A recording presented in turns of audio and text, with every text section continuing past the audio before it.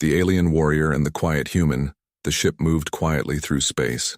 Lights flickered softly along the walls. The air inside felt tense. Everyone knew she was coming. Her name was Zareth, a warrior princess from the Drathari Empire. Tall, deadly, and feared across 3 galaxies.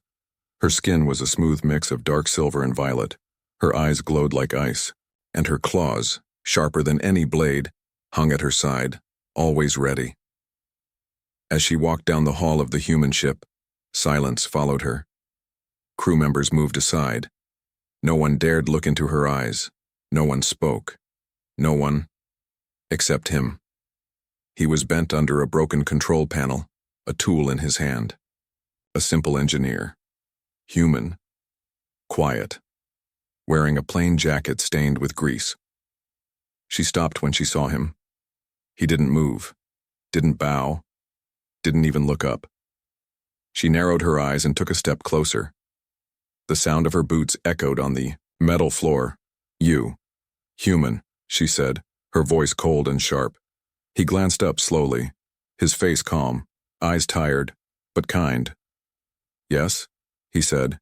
She raised her clawed hand, letting the metal tips catch the light. "Do you not fear me?" she asked. He looked at her claws, then back at her face. And he smiled. "You're standing too close to the power grid," he said. "If this explodes, your claws won't save you." She blinked, stunned. No one had ever spoken to her like that. No fear, no trembling voice. Just a simple warning, and a smile. Before she could answer, sparks shot from the panel. The human grabbed a wire and twisted it fast. The sparks died. The lights above flickered once, then held steady. He stood up, brushing dust off his hands. "Fixed," he said. Zareth stepped back, not because of fear, but because her heart, cold and trained for war, beat faster. This man wasn't normal. "What is your name?" she asked. He hesitated. "Devon." "Engineer?" He nodded. "You are not a warrior," she said. "No," he replied. "But I've been in a few fights." Her eyes narrowed. "And yet, you smiled at me." "You looked like you needed one," Devon said. For a moment, there was silence, her claws lowered. Not fully, but enough to notice. Something inside her, something she thought was long dead, moved. She turned and walked away without another word. But even as she moved through the halls again, her thoughts stayed with the human. Hours passed. Devon sat alone in the engine room, checking a coolant valve. He didn't hear her approach. "Engineer Devon," she said from behind him. He looked up, surprised. "You came back." "I had a question." "Only one?" "Yes," she said. "Why are you not afraid of me?" He put down his tool and leaned back. "I've seen fear. Real fear. This ship is peace compared to what I've lived through." She tilted her head. "Tell me." "Maybe one day," he said softly. "But not today." Her jaw tightened. She wasn't used to being denied, but instead of anger, she felt something else. Curiosity. This man held secrets. Pain. Strength. She turned to leave again, but paused at the door. "Your smile," she said. "Do you use it to hide?" He didn't answer right away. Then he said, "Sometimes, but today I smiled because you looked lonely." She didn't reply. She couldn't. For the first time in her life, words escaped her. Zareth walked out, but this time, her heart stayed behind. That night, she sat in her room, staring at her reflection. Her claws rested on the table. Her armor lay untouched. The human's smile haunted her, not because it was bold, but because it was real. She had threatened him, and he didn't flinch. She had asked for fear, and he gave her kindness. She had been seen as a monster her whole life. But Devon saw something else, and for the first time in many years, the warrior princess of the Drathari Empire didn't feel like a weapon. She felt seen. And that was far more dangerous than any battle she had ever fought. Why doesn't he fear me? The next day, Zareth stood in the training bay of the human ship. Her claws sliced through the air with sharp precision. Metal dummies fell one after another. The soldiers watching from the observation deck clapped quietly, too afraid to cheer out loud. But she wasn't focused. Her thoughts kept drifting. Back to him. Devon. The human engineer who didn't flinch, who didn't tremble, who smiled when others ran. Why? Why didn't he fear her? She had faced kings, monsters, and assassins. She had ended wars with one command. Even her own people didn't meet her eyes. But this one man, small, quiet, covered in grease, looked at her like she was normal. She slashed the last dummy clean in half, claws buzzing with energy. Then she walked out without a word. Zareth didn't head back to her quarters. Instead, she followed the metal scent of oil and wires toward the engine bay. He was there, as expected, sitting cross-legged on the floor fixing a humming module. Again, he didn't look up when she entered. Again, no bow. No fear. You always fix things? She asked, stepping closer. Someone has to, he replied. This ship breaks more than it flies. Zareth crossed her arms. Are you mocking your own kind? He shrugged. We're human. Making mistakes is what we do best. She stared at him, waiting for the fear to rise, waiting for the stutter. The shift in his eyes. The breath that catches, but none of that came. Do you think I'm weak? She asked suddenly. He finally looked up, blinking in surprise. No, he said honestly. I think you're alone. His words hit harder than a plasma bolt. Zareth felt her chest tighten, her claws twitching slightly. You know nothing about me. You're right, Devon said. But I know what loneliness looks like. He pointed at a burn mark on the wall. I fixed that 6 weeks ago. No one noticed. No one said thanks. But you? People watch every step you take. They're scared of you. They notice. Zareth didn't reply. Because he was right. Her life had been full of eyes. Watching, judging, fearing, but never understanding. You're strange, she muttered. I've been called worse. That night she sat alone in the observation deck, no guards, no armor, just her and the stars. She opened a private file on her holopad, restricted access only. It was a report about the human engineer. His full name, Devon Reyes. Age, 29. Origin, Earth Colony 6. Then came the combat logs. Not many knew about them. Hidden in encrypted files only someone like her could access. He wasn't just an engineer. He was a survivor. His squad had been ambushed on a distant moon during the Trell War. 22 soldiers died. Only he came back, and he didn't run. He carried their bodies across 3 miles of toxic ground. No weapons, no suit, just burned hands and a broken comlink. When asked why he risked his life, he said, because they would have done the same for me. Zareth felt a strange heat rise in her chest. This man who smiled at monsters was a warrior in his own way, but a different kind of warrior. He fought not with claws, but with heart. The next day she waited for him in the mess hall. She sat alone, her tray untouched. Devon walked in holding a cup of bitter synth tea. He saw her and paused. She waved him over. He raised an eyebrow but walked toward her. You're not usually here, he said, sitting down. I read your file, she said. His smile faded slightly. I don't like people reading about that. Why? Because it's in the past and I'm not proud of it. She leaned forward. You saved your whole squad's bodies, you faced poison air and burning ground. And you say you're not proud? He looked at his cup. Pride is for stories, he said. I don't want to be a story. She watched him for a long time. Her claws rested on the table between them, silent and still. What do you want then, she asked. He looked at her, right into her glowing alien eyes. Peace. Quiet. Maybe someone to sit with who doesn't lie. Zareth's breath caught. For a moment she forgot she was a warrior. Forgot she was a symbol of terror. Forgot she had claws. Because for once, someone wanted her. Not her power. Not her name. Not her fear, just her. "I don't lie," she said softly. "Good," he whispered. "Then maybe I can sit with you again." He stood, leaving the cup behind. She watched him walk away. The sharp click of her claws tapped against the table. Steady, thoughtful, for the first time. She didn't want to fight, she wanted to stay. A test of blood and fire 3 days passed. The warrior princess trained harder than ever. Her claws moved faster, sharper, but her mind was never fully there, because every time she closed her eyes, she saw his, Devon's calm face. The way he looked at her like she was just a person, not a weapon, not a symbol, just someone who could be more. But feelings were dangerous, especially for someone like her. Xerath was not free.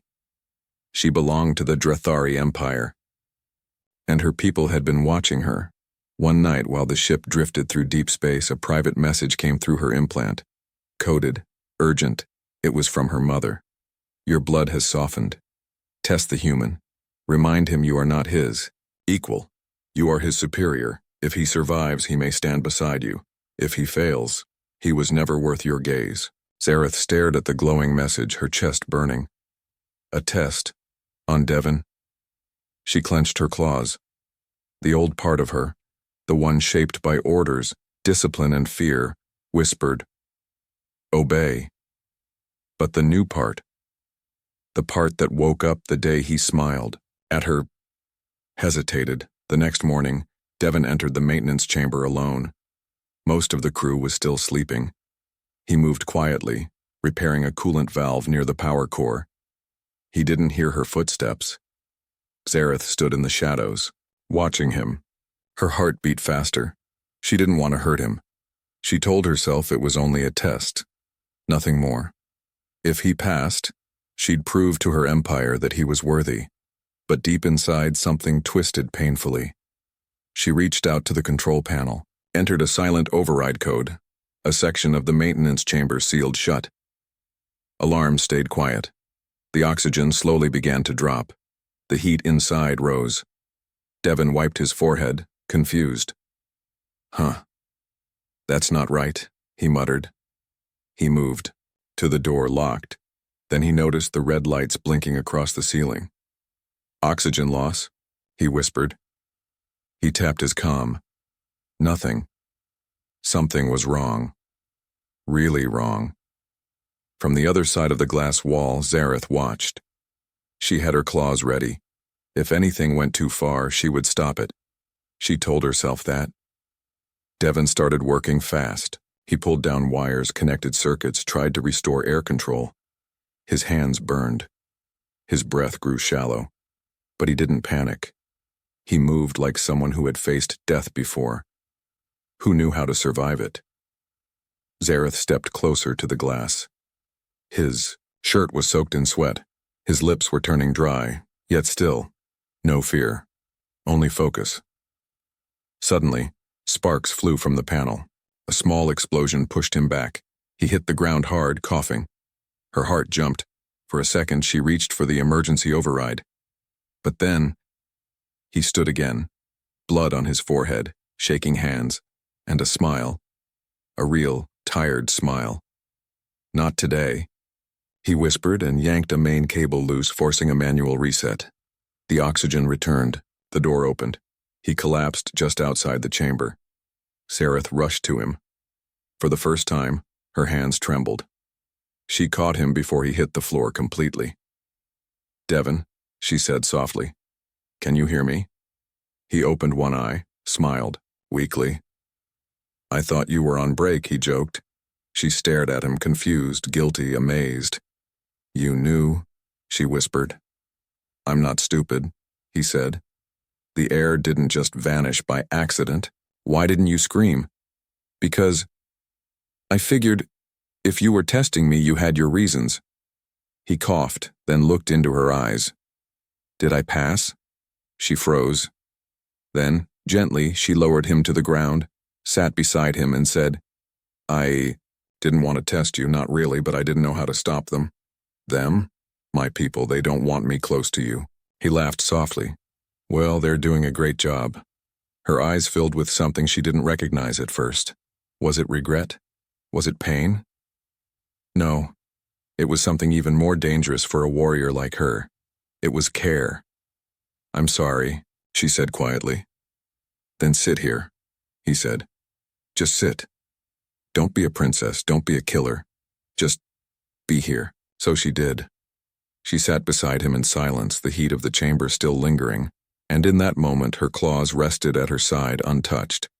Not because she couldn't fight, but because, for once, she didn't need to. The scar behind his smile. The days that followed were quiet. Too quiet. Zareth kept her distance. She told herself it was to protect him, but the truth was harder. She was afraid, not of Devon, and not of what he had survived. She was afraid of what he had awakened inside her. Every time she saw his face, she remembered the oxygen chamber, how he almost died, how she had almost let him die. And yet, he smiled at her, even as his lungs burned, even as his hands bled. He smiled. Zareth couldn't understand that kind of strength. She had fought armies, survived poison worlds, killed, without mercy. But she had never smiled through pain, and never for someone else. One night, she walked into the empty medical bay. Devon had been treated there, patched up after the test. The lights were dim. Soft hums filled the air. A nurse bot was organizing vials. Access patient Devon Reyes, she said. The bot paused. Restricted file. Identity required. Zareth raised her hand, showing her royal crest. I am Drathari. Blood. Override. The screen flickered to life. Rows of reports appeared. Scans, surgeries, injuries. But one file stood out. Incident. Colony 6. Ghost mission. Zareth tapped it. A recording played. The image showed a barren moon, cold and red. A human squad moved through the fog, weapons drawn. Then, screams. Flashes of light. Monsters. Creatures born from chemical storms ripped through the unit. One by one, soldiers fell, until only one remained. Devon. He dragged a wounded soldier behind cover, blood pouring from his side. He screamed into a broken comm link. Anyone, please respond. No one did. He cried. Then he stopped, wiped his face, and stood. The recording continued. He carried bodies, 4 at a time, across open ground, breathing poison, walking through fire. His suit melted, his skin burned, but he didn't stop. Not until every soldier's body was recovered. Not until they could be buried with names, not numbers. Zareth stepped back from the screen, shaken. Her claws had faced monsters, but Devon had carried ghosts, not for glory, not for medals, but for love. That was the scar behind his smile. Not something visible, something deeper. And suddenly she felt ashamed.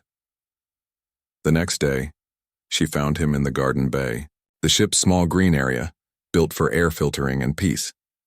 He sat under a tree, eyes closed, listening to the soft hum of artificial wind. You're late, he said without opening his eyes. For what? She asked. For forgiving yourself, he replied calmly. She sat beside him, silent for a while. I saw your file, she said. He opened his eyes slowly. Thought you might. You carried them. I had to. You didn't. No, he said. But they were my people. I couldn't leave them behind. She looked at her claws. Strong, deadly, used for killing. I was raised to fight, she whispered. To destroy. And now? He asked. I don't know, she said. You confuse me. Good. He smiled. It means I'm doing something right. She looked at him. Really looked at him. The burn on his cheek, the scar across his hand, and the light in his eyes, still warm, still human. Why do you still smile? She asked. Because someone needs to, he said. She felt her chest tighten. He had lost more than she could imagine. But still, he brought comfort to others. Even to her. "No one ever made me feel like this," she said softly. "Like what?" "Like I could be more than a weapon." He looked at her. "Maybe you were never just a weapon. Maybe you just needed someone to remind you." Later that night, Zareth stood at her mirror, her claws retracted, her armor folded away. For the first time, she saw her reflection as something else, not a warrior, not a killer, but a woman. And her thoughts were no longer full of blood and orders. They were full of him, his voice, his stories, his pain, and most of all, his hope. But across the stars on a distant Drathari warship, a report was sent. Subject: Princess Zareth has bonded emotionally with human target. Status: weakness confirmed. Orders: retrieve or eliminate. The message vanished into the void, and the clock began to tick. Forbidden closeness. For days, the ship drifted quietly through the outer rim. But something had changed. Not in the ship's engines, not in its systems. In her. Zareth was no longer the same. She didn't walk with cold pride. Her steps were softer, now slower, as if she was feeling the floor beneath her boots for the first time. She still trained, still practiced her deadly skills, but her heart wasn't in it. Her heart was elsewhere, with him, Devon. He no longer avoided her. He no longer watched her with careful eyes. Now, when she entered a room, he looked straight at her, like she was just another person, a person worth knowing. They began to meet more often, not by accident, by choice, a shared meal in the mess hall, a slow walk through the garden bay, a quiet hour in the observation room watching stars move past the glass. They didn't speak much. They didn't need to. Sometimes, Devon would tell a story about Earth, about oceans and rain. Zareth listened, her claws retracted, arms resting peacefully in her lap. "We used to dance in the rain," he said one night. "Just for fun." "Why?" she asked. "Because we were alive." And that was enough. She didn't understand that kind of joy, but she wanted to. Deep in the ship's security wing, a message arrived. A secret Drathari agent hidden among the crew received it. New orders. Isolate the human. Break the bond. Princess Zareth must return to her place or fall. The agent, silent and cold, began to prepare. One afternoon, Devon didn't show up. Zareth waited. She paced the halls, checked the mess hall, the engine room, even his quarters. Nothing. Something was wrong. Her instincts screamed it, her claws extended without thought. She was no longer calm. She was no longer still. She was something else, something fierce. She found him in the old cargo hold, tied to a chair bleeding, and the Drathari agent standing in front of him holding a glowing blade. Zareth stepped in without hesitation. "Stop," she growled. The agent didn't flinch. "He is poison," the agent said. "He weakens you." Zareth stepped closer. "I said stop. You're a princess of blood and war," the agent hissed. "You were born to command, not love." "And what if I choose love?" she asked, her voice trembling with rage. "Then you are not Drathari," the agent said. "You are broken." The blade moved toward Devon's neck. Zareth moved faster. Her claws slashed through the air. Clean, silent final. The agent dropped. Devon looked up at her, breathing hard, blood on his lips. "That was close," he whispered. She knelt beside him, broke the restraints, and held his face in her hands. "Why do they hate you?" she asked softly. "They don't hate me," he said. "They fear what I remind them." "What's that?" "That love is stronger than fear." After that night, everything changed, the crew whispered. Eyes followed them. Zareth didn't care. She sat beside him at meals, walked beside him through the ship, stood beside him in silence when words failed. Her people saw this as weakness, but in her heart, it was strength. One evening they stood alone, in the quiet garden bay. The artificial moonlight glowed soft against their faces.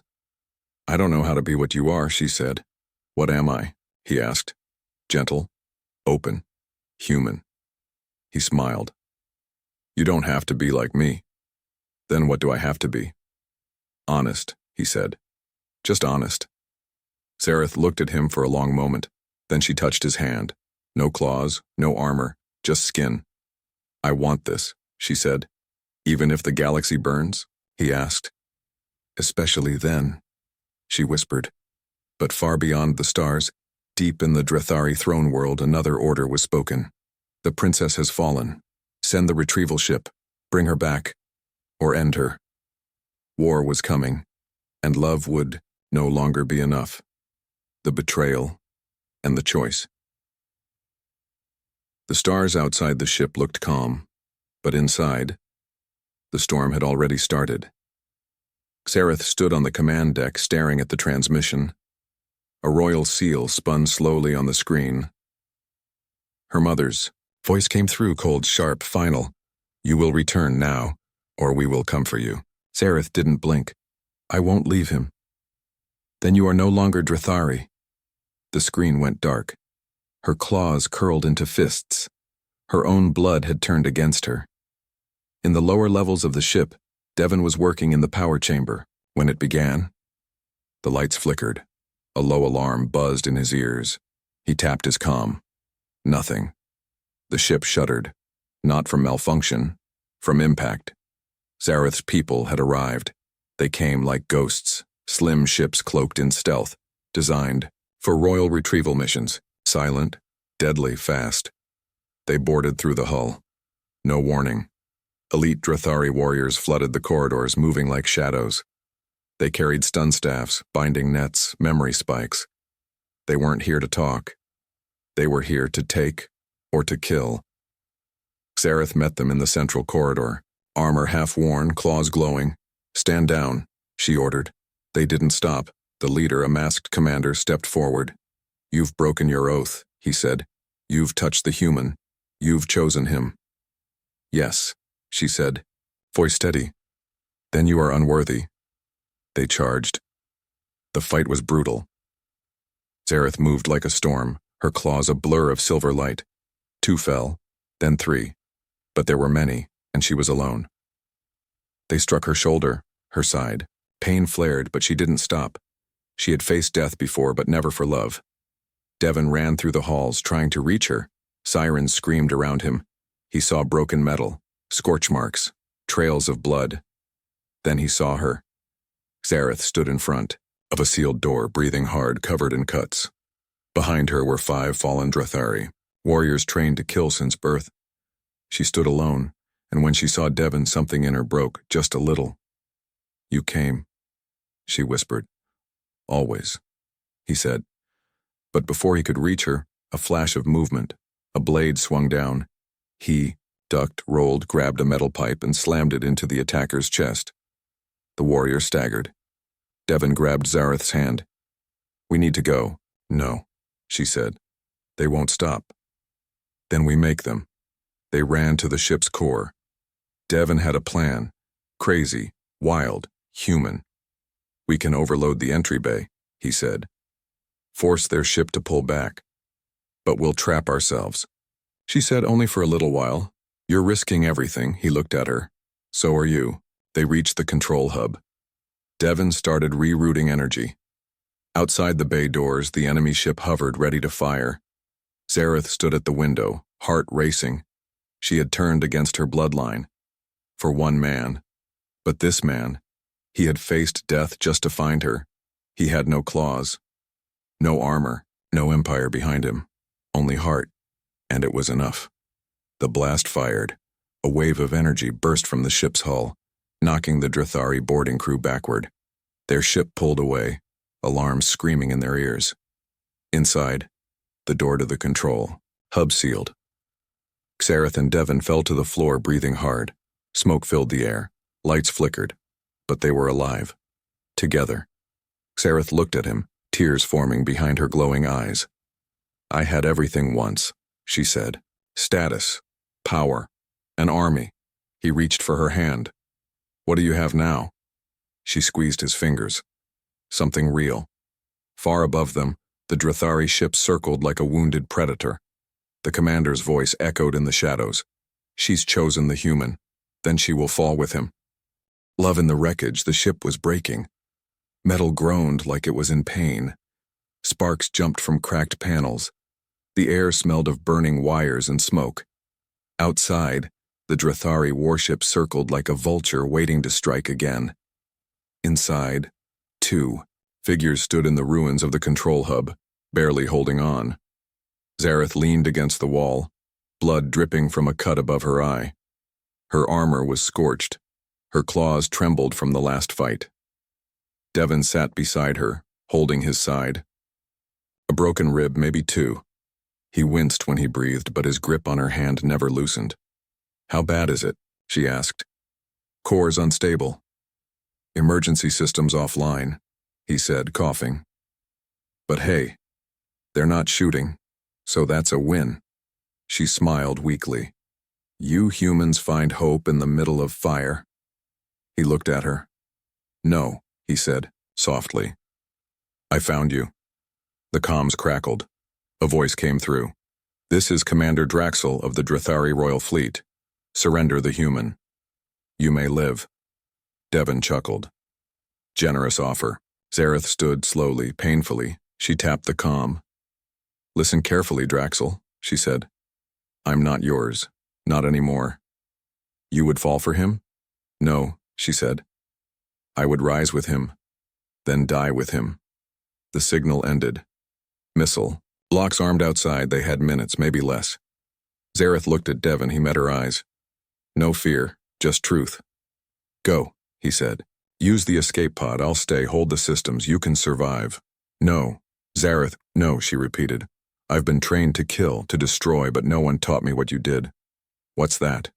"How to care, how to stay." They held each other in silence. Around them, the ship began to fall apart. Bulkheads screamed, the floor trembled. And still, they stayed, not as warrior and human, not as princess and outcast. Just two souls, finally free. Then, a sound. Faint, unbelievable. "Human rescue beacon, signal received. Hold position." Repeating, "Signal received." Devon looked up. "You sent a distress call?" She nodded. "Before I went to find you." "How long until they reach us?" 2 minutes, she said. "Maybe less." He smiled, then coughed hard. She caught him before he fell. "Stay with me," she whispered. "Always," he said. Above them, the Drathari ship prepared to fire, a final missile armed. But then, 2 human alliance vessels dropped from warp space, weapons hot. The Drathari ship hesitated. One mistake, one delay, and the humans fired, a blinding flash, then silence. The next thing Devon knew, he was waking up in a white room, clean air, soft light. Zareth sat beside him, her hand wrapped around his. No claws, just warmth. "You made it," he whispered. "We made it," she said. He smiled, then frowned. "Your people? Gone," she said. "They ran. They'll come back." "Let them," she said gently. "I'm not theirs anymore." Weeks passed. The warship was gone. The Alliance kept her safe. And Devon healed slowly. They stayed on a station orbiting, a quiet moon, far from politics, far from orders. One day, Zareth stood in front of him in the garden dome. No armor, just a light robe. Peaceful. "You once asked me what I wanted," she said. "I remember. I didn't know back then," she said. "But now I do." He waited. "I want to wake up and know you're near. I want to protect something more than honor. I want—" She paused. "You." He reached out and pulled her close. "Then stay," he whispered. She leaned her forehead against his. "No more war." "No more war," he promised. And though the galaxy still burned in places, though old enemies still watched, Zareth and Devon were proof that even in the wreckage of duty and blood, love could bloom. Not in softness, but in fire. Not in weakness, but in choice. And sometimes the most powerful warrior is the one who dares to stay. The end.